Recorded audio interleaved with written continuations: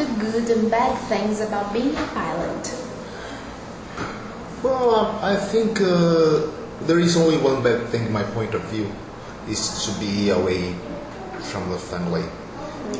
Especially in my case that I fly abroad, so I just see my family in every 3 days, so this is the bad part. Okay. What about the good one? Well, it's a very enjoyable activity. It's lovely. It's really difficult to describe something that we really like. It's something that to become pilot, you need to love it. I see. Otherwise, it's Okay. Which one do you prefer, Boeing or Airbus? well, I prefer Boeing. Why? Yeah. Because most of my career I flew Boeing, so I really don't have too much experience. I just flew one type of Airbus, and it was not this new version like of A320s. It was A300, the old version. So it was like Boeing, almost the same philosophy. I see. But I prefer to fly Boeing. Okay. Which one do you fly there? I'm flying 737-800 NG. Okay. Interesting. What place don't you like to fly to? Well, every place I flew, it was okay for me. I never had any kind of trouble. I heard some people talking about some dangerous place, like for example, in that Middle East area, maybe some problems with this kind of actual problems, politics, and all this kind of thing. But I never flew to Middle East, so I cannot tell you. Would you like that. to? Well, I would go. No problem. No problems. I don't see. Okay. Why is it important to study phraseology, in your opinion? Well, phraseology it's extremely important because this is the way that we communicate, that we get information, that we give information, and the whole flight is based on a good phraseology. Right. To get all the information, flight plan, and everything. Okay. Authorizations. So. Okay. So, if you had the opportunity to work in another airline company, which one would you like to work for? Well, I really have I never thought about that. I flew before in VASP for a long time, and then I went to Japan in 2001, so I've been flying there for a long time. Do you like it? Yep, it's really good. All right. What problems may a pilot face at customs? You mean passengers? No, you as a pilot. Have you ever faced any problem at customs? Oh, I don't know. I never had any kind of Never? problems. No. Do you think it's possible to have any kind of problem there? There is a possibility, but the problems with customs is if you're carrying something that is not allowed or something like that. But everybody must know, and everybody's advised what kind of thing you are able or not to carry on. Right. Do you carry many things? No, in Japan this is just my personal effect. As a pilot, would you encourage your children to be also a pilot? I do that, but I don't think my children wants to go. Why not? Well, I don't know. It's their option. It's only their options, and they know about that. My little boy, he loves aircraft, and he can identify, and all the time say that's my aircraft. But I don't think he will, because maybe in the future he will decide or not. But I don't think my two girls, they don't want to. Okay. So now, Sidney, we're moving to the second part of the test, okay? In this part, you will listen to a speech from the recorder involving two different situations. Okay. When it finishes, I want you to report what you understood, okay? Okay. This time you can listen to each extract twice, okay? Okay. Great. So you can adjust the headset. Yes.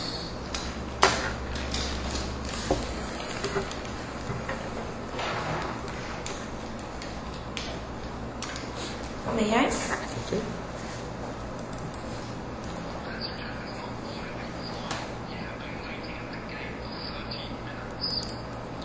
What did you understand? The passage done board and I have to wait at the gate for 14 minutes. Okay, so you are the captain, okay? I wanted to make a call to ground staff asking where the passenger is. Okay. I ground from cockpit. I'd like to get some more information about these passengers and where this passenger is supposed to be. Okay, so listen to ground staff.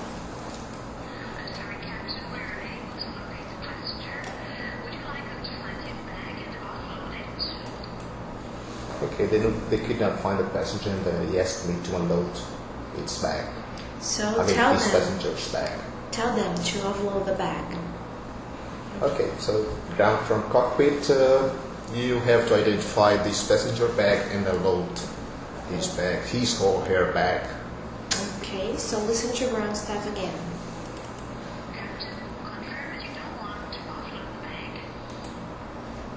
I could not understand that.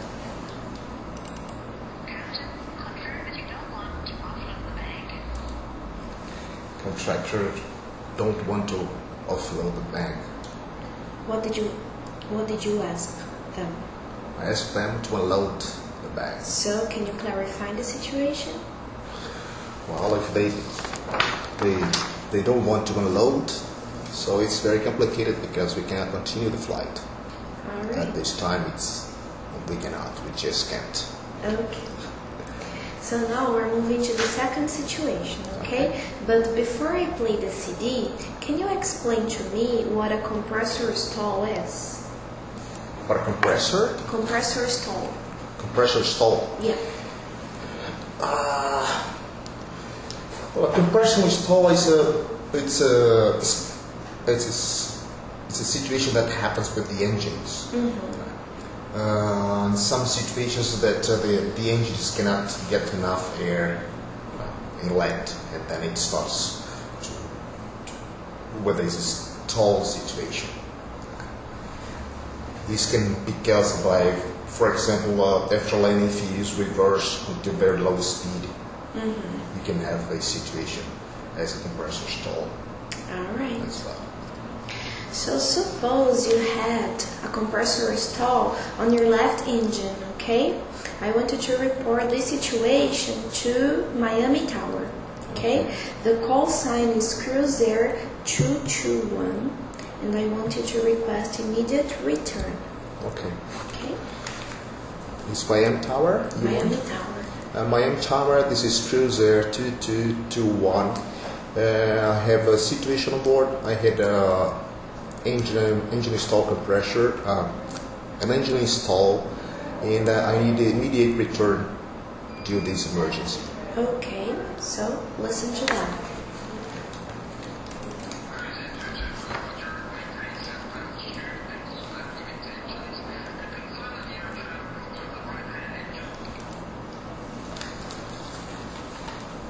May I listen it again?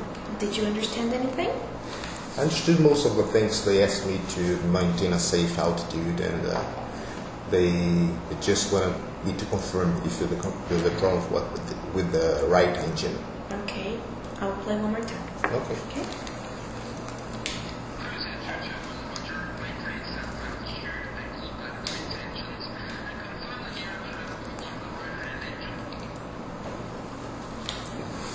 Yeah. He asked me to maintain this was not so clear about this altitude, but I understood safe altitude, and my request they will work on that later, and just wanted me to confirm if the problems was with the right engine. Can you confirm? Yep. So, please say. Okay, Miami Tower. This is a Cruiser 2221. The problem is successfully with my right hand engine. All right. So now we're moving to the third part of the test, okay? In this part, I will play two different situations again, but this time it will be played only once, okay? Then you tell me what you understood and I'll ask you some questions related to that situation. Okay. Can we go to the first one? Yes.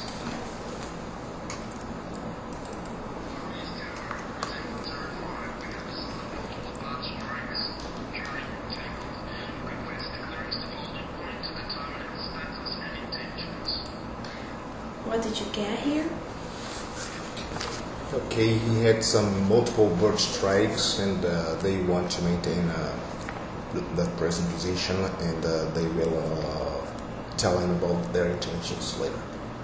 Okay. Have you ever suffered a bird strike? I had this kind of problem, but it was very small bird, so it didn't cause any big damage. Nothing happened? Nothing. Just bad smelling, because when you have this kind of ingestion, you have bad smelling in the air conditioning. Yeah, I've heard of that. It's like something burning, like feathers burning, and yeah, it's pretty. Only that? It's pretty bad. Yep. Okay. But what kinds of damages can a bird strike cause? Well, it's well, you can have damages in your fuselage, in your wings, depending on the size of the birds, of course. And bird strike can also damage your engines, like cause damages to the inlet vanes and destroy these. You can have fire. It depends on the situation, how it goes, where it hits, and what kind of part of the engines this bird. But you can have a lot of bad situations. Right. Because a bird of 2 pounds in 100 miles per hour, it causes an impact of 2 tons, 2,000 kilos. My God. Yeah. It's pretty dangerous. Yes, it is. Yep. I'll play the second situation, okay?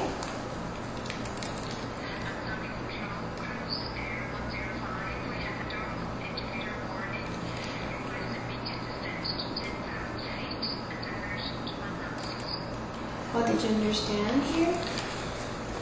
That they have a door open annunciator. They want to descend to 10,000 feet. And the last word I could not pick up. What can happen if the door opens me there? Well, you can lose your pressurization.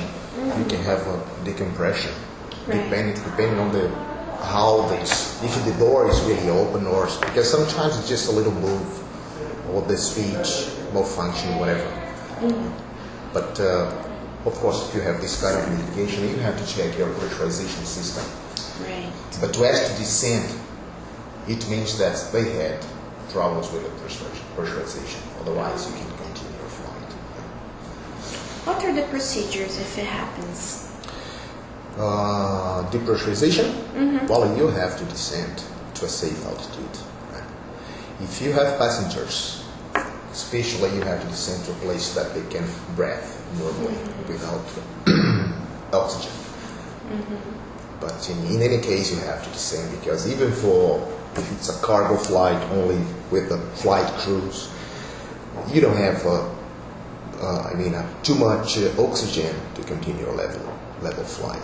You have to descend All right. to a safe altitude. Now, considering both situations from part 3, do you remember the first situation?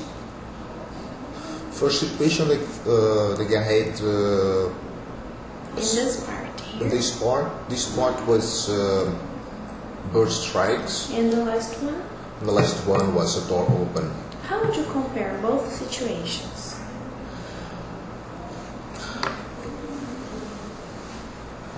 Depends on, as I told you before, it depends on how big is this damage. Because if you have a bird strike, but it's not so, doesn't cause you any problem, like engine problems or surface problems, something like that. It's not a big deal. As I told you, I had a couple of times with little birds. It doesn't cause you any problem. In the decompression as well, if you have a door annunciation light that this door is open, you have to check your pressurization. Right. If you don't have problems, it's okay. But if you have problems, you have to descend. And decompression is a very serious problem. Serious problems, because if you are in a very high altitude, you have traffic below, especially in a congested area, so you have to coordinate your flight with the ATC and get special clearance to descend different directions. You check altitudes, if you have any kind of mountains around, all this kind of thing. You have to handle with the situation. All right. In your opinion, what's the worst emergency a pilot can have? The worst.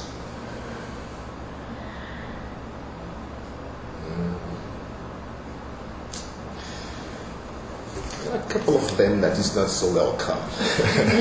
It's really not. But I think if you have a reversal lock during takeoff, it's really, really bad. Have you ever had I had an engine problems like high EGT. I mean a temperature, not EGT. I had high EGT indication, but it was not that big problem, because just reducing the thrust a little bit, I could maintain. But I had to return. And I had fire indication, but it was just indication. Anyway, we have to proceed with the fire procedure now.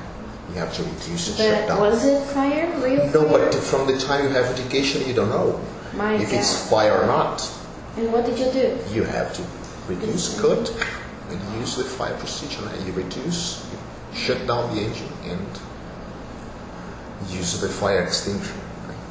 And then you come back. You have to do that, because you don't know if it's true or not. I see. You have an indication, you have to follow the indication. Great. Okay, so now we're moving to the last part of the test, okay? I want you to describe this picture to me, and then I'll ask you some questions related to that. Well, it's a big aircraft cockpit.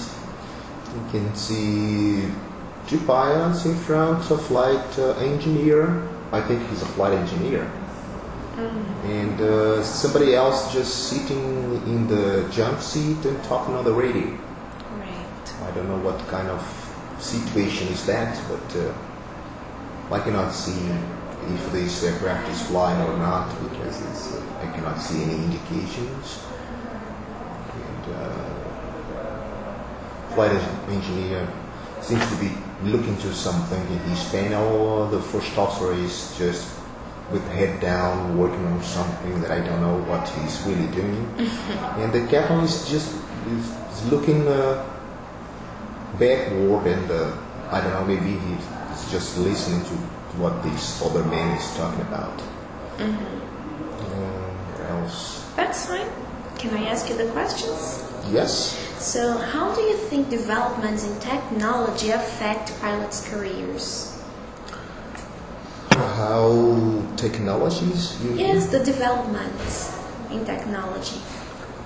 If these affect pilots' career? Do you think it does? I don't think so. I think it helps. Do you? Yes. How? Because from the time you have a high technology, you have a lot of good information and support from this technology to make your flight safe. Right. So I think technology is not something that is going to put you down. I mean, you're going to lose your job because the computers will replace you. I don't think so. Not now. Maybe in a far distance, but not now. And actually, all these technologies is helping a lot. I see. Really helping a lot, especially concerning navigation and all this kind of thing. Autopilots is becoming more and more accurate. How do you see aviation in the future concerning the number of pilots on board?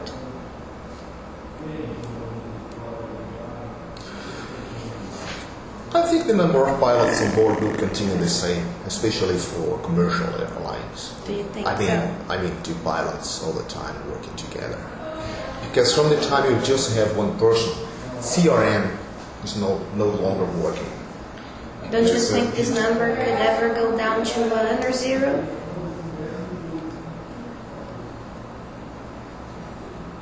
unless this pilot doesn't have 100% control of the environment.